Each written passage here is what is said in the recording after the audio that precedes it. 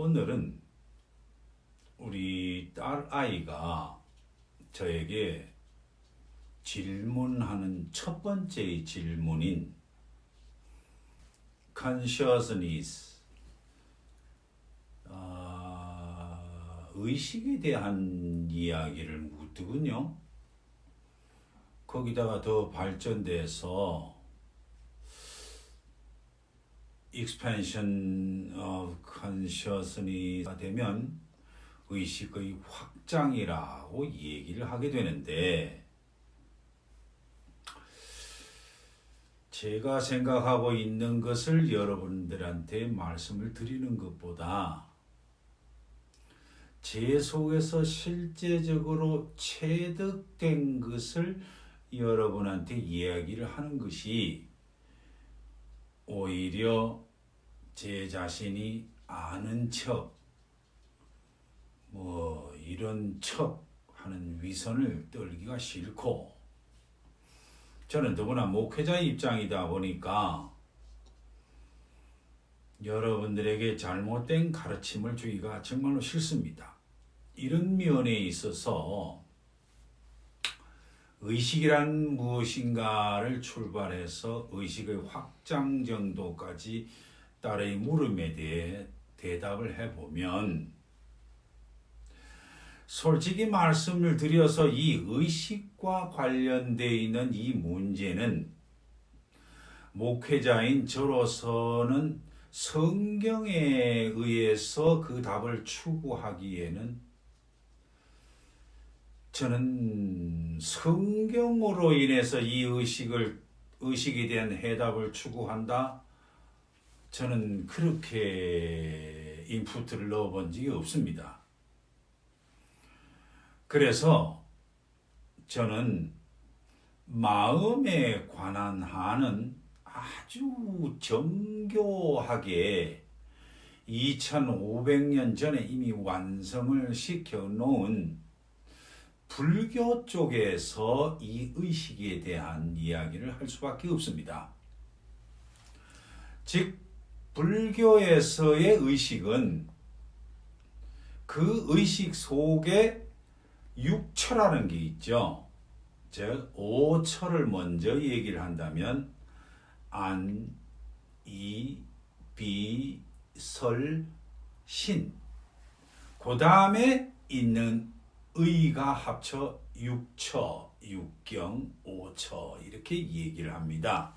그 중에 바로 안, 이, 비, 설, 신 중에 전부 다 생각까지 합쳐서 의라고 했을 때, 그 의가 오늘 우리 딸아이가 묻는 의지요. 그런데 그것이 가만히 따져놓고 보면 여러분들에게 지금 이 시간에 이런 이야기를 하기는 좀, 여러분도 체득되기가 굉장히 힘들 거예요. 금방은요. 더군다나 기독교 신자 계통에 있어서의 저의 이야기를 들으면 저 사람 지금 무슨 이야기를 하는 거지? 기독교를 떠난 이야기를 하는 얘기처럼 들려서 저는 굉장히 부담스럽습니다. 그러나 저의 딸아이가 묻는 것에 대해서 대답을 해야 하는 입장에서 본다면, 저는 분명히 불교에서의 가지고 오는 의식, 즉 안니비설신의에 대한 이야기를 할 수밖에 없습니다. 그렇다면 결론부터 먼저 얘기를 하지요. 안니비설신의를 찾는 그 육처를 왜 찾느냐 이겁니다. 결론은 하나입니다. 뭐냐? 나는 누구지? 나는 누구일까? 이겁니다. 이거를 찾는 방법 중에 하나가 불교 쪽에서는 소위 여러분들 많이 들어보셨죠? 이모고라고 하는 거. 저는 기독교식으로 접견을 하면은 나는 누구인가? 즉 나는 무엇인가? 라고 하는 이런 질문으로 귀결을 저는 맺습니다. 그렇다면 이 이야기의 궁극적인 목표가 뭐냐? 라고 하면 불교 쪽에서는 깨달음을 얻는다 라고 얘기를 하거든요. 근데 이런 쪽의 이야기는 불교 쪽의 이야기이기 때문에 더 이상 확대를 시키진 않겠습니다. 그러나 기독교적인 입장에서 봤을 때 나는 누구인가 라고 하는 점을 현대 과학으로 첫 단어가 바로 뭐냐면 의식입니다. 여러분들한테 하나를 제언을 하지요. 안이비설신의로는 모든 것이 내 눈동자를 통해서 일반 객체를 보지 않습니까? 즉, 내 눈을 통해서 사물, 내 객체를 보고, 조금 전에 내가 뭐라고 했죠? 객체를 보고라고 그랬죠. 즉, 보는 작용이 있다는 이야기죠.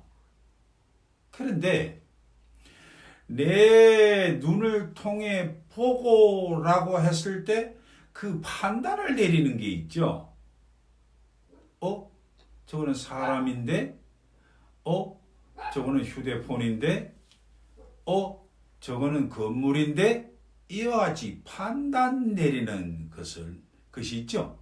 그것이 그때 그것을 보고 뭐냐면 의식한다 이야기입니다.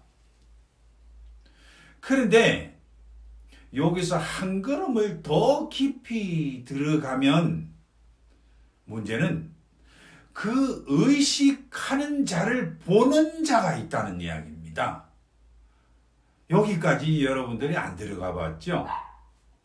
여기까지 보는 것이 소위 불교에서 얘기하는 수련 방법, 즉 명상 쪽에서 하는 방법이죠. 그래서 여러분들 여기에서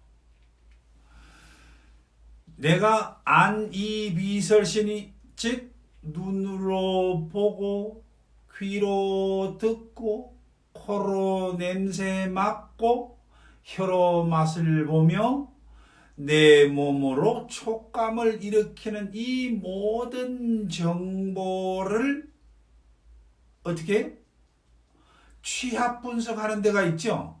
그걸 현대과학으로 뭐냐면 이성이라고 그러지 않습니까? 그 부분이 있는 것을 동양에서는 뭐라고 그러냐면 혼이라고 그럽니다. 그 혼 속에는 안일비설로 통해서 들어온 모든 정보를 분석, 감정, 것이 다 들어가 있는 부분이죠.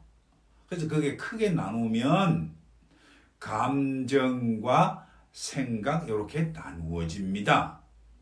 그렇다면 당연히 우리 몸의 입장에서 봤을 적에는 안이비설신의를 통해서 감정이 들어오고 그 감정 밑에 생각이 저장되며 그 생각이 다시 저장되는 그 자체를 뭐라고 그래요? 무의식이라고 그러죠. 거기층까지 다루어 놓은 것이 기독교에서는 바울 선생이 영적 부분이라고 해석하는 부분이 거기까지 내려갑니다. 그렇다면 의식의 확장이란 무엇인가? 여러분한테 말씀으로는 전할 수가 있어요. 의식의 확장까지 간다면 오늘 이 시간으로는 너무 좁습니다. 왜냐하면 이런 것을 기독교 신자들은 구체적인 용어를 가지고 훈련해 본 적이 있느냐? 라고 하는 문제가 봉창이 때문에 그렇습니다. 그래서 저는 여러분들에게 그 의식이라고 하는 단촐한 부분, 즉 우리 기독교에서는 혼적인 부분에 대한 이야기를 하고자 하는 것입니다. 예수님께서 네가 행한 대로 다 그것을 심판을 받을 것이다. 즉 우리 동양식으로 보면 인과법에 대한 이야기가 되죠. 그렇게 되었을 때 여러분들 가만히 생각을 한번 해보세요. 사람이 병을 낳았어요. 성경에 보면 많은 병자들이 있어서 예수님께서 치료 행위를 하는 모습을 보았습니다. 그럴 때 예수님께서 우리 동양적 개념으로 보면은 잘 쓰시는 않는 말씀을 하실 때가 있죠. 즉, 내 믿음이 너를 구원하였다라고 이렇게 말씀하는 얘기를 들어본 적 있죠. 그렇다면 그 믿음의 출처가 과연 무엇일까라고 하는 이야기입니다.